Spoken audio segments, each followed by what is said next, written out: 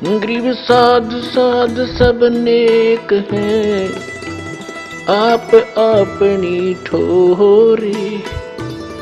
जो सतलोक ले जाएंगे वो साधु कोई और।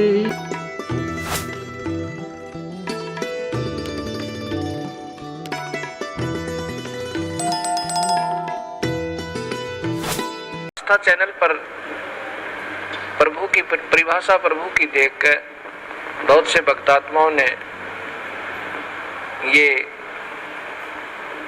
आशा व्यक्त की कि कोई ऐसा प्रत्यक्ष प्रमाण सामने आवे कि जिससे हमें सिद्ध हो कि परमात्मा कबीर साहब वास्तव में प्रभु हैं।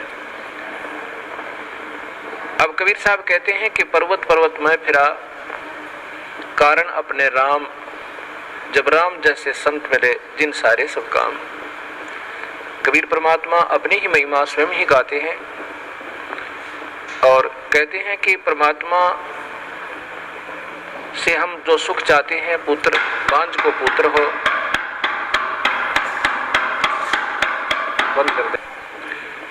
ये आपके सामने एक अनमोल उदाहरण है। ये एक परिवार खड़ा है। ये जिला रोहतक हरियाणा के गांव चिड़ी के रहने वाले हैं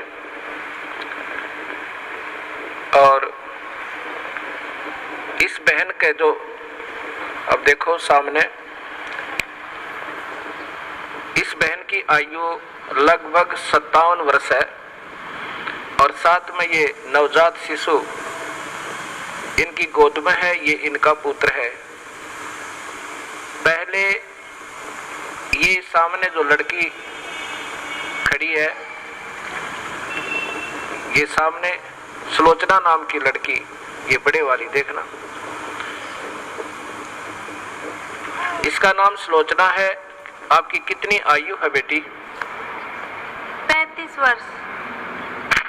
अब इस लड़की की आयु 35 वर्ष हो चुकी है और इसके ये 2 पुत्र और पुत्री हैं। ये पुत्री है इस लड़की की और ये पुत्र है, अर्थात इस बहन की, देखना इसको बड़ी वाली को, क्या नाम है तेरी माँ का? संतरा। इस संतरा की ये तो बेटी है, बड़े वाली सुलोचना नाम है, जो 35 वर्ष की है। चित्र मारे हैं ना सारे। और ये देवती है इसकी और ये देवता और ये इनका दामाद है।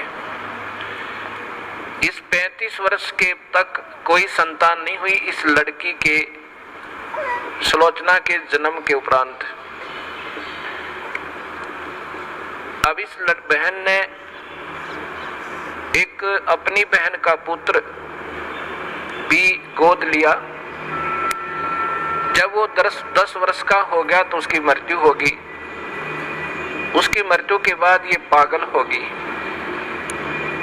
इस संतरा की ननंद गांव झांसुआ के अंदर ब्याही हुई है। वो बहुत बीमार रहती थी, सब जगह घूम ली थी, बर्बाद हो चुकी थी और कबीर परमात्मा के चरणों में आते ही कर्म दंड कटते ही वो स्वस्थ होगी। 4 वर्ष हो गए।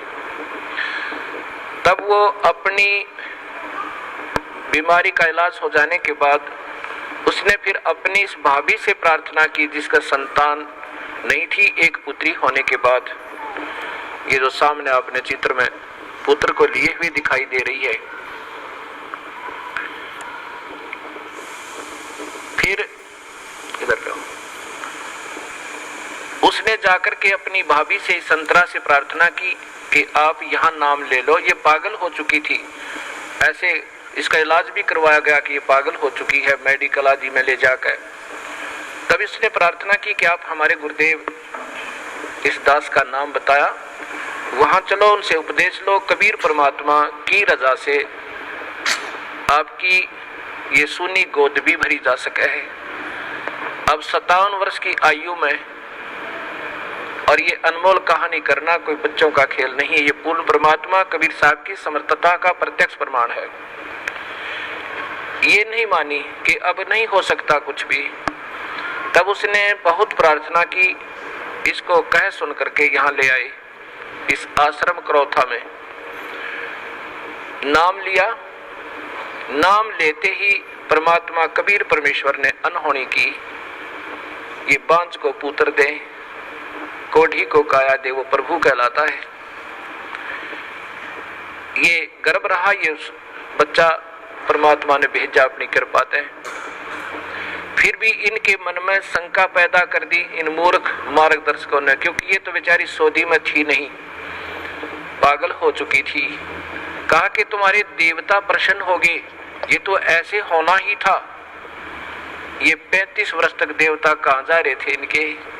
यही ये मूर्ख जो मार्गदर्शक कि कहीं तुम्हारी प्रभुता और तुम्हारे ये रोजी रोटी समाप्त ना हो जाए, फिर भी गुमराह करने की चेष्टा की। इनके दिल से यहाँ की आस्था हट गई और फिर अपनी उन्हीं देवी देवताओं के चक्कर में पड़ गई। ये लड़का 14 महीने तक माँ के गर्भ से बाहर नहीं आया। सब डॉक्टर पच लिए कि ये लड़का शायद खत्म भी हो जा बालक। फिर वही जिसने इसको नाम दिलाया था, इसकी ननंद, वो गांव गई और उसने कहा कि नादान ने जुल्म कर दिया। ऐसे प्रमाण, प्रत्यक्ष प्रमाण के बाद भी तुम्हारी बुद्धि भ्रष्ट होगी, चलो जाकर माफी मांगे, दोबारा उपदेश ले। तब ये बेचारी यहाँ आई और जो भी उन देवता का दर रखा था वो करोड़ियां बठो क्या ठा गए। नाम लेकर गई, दोबारा माफी मांगी कि मेरे से गलती होगी। तब तीसरे दिन इस लड़के का जन्म हुआ। बोलो सतगुरुदेव की जय। ये सामने आप फिर देखिए इसी पुण्य परिवार को। आज इनसे पूछ कर देखो इन्होंने कितने देवी देवता पूजे थे और क्या क्या इन्होंने ना किया होगा।